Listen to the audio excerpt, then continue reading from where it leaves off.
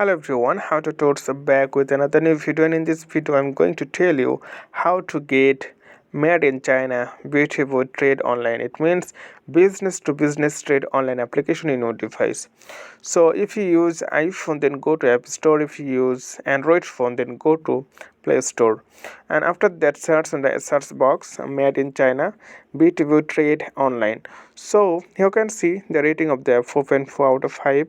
So when you get any app, the app is more than 4, we consider that the app is amazing.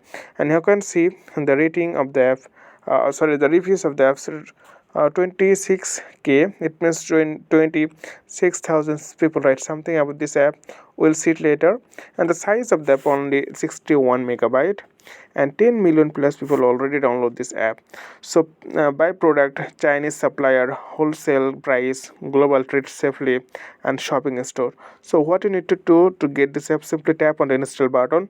So it takes few time to install in your device.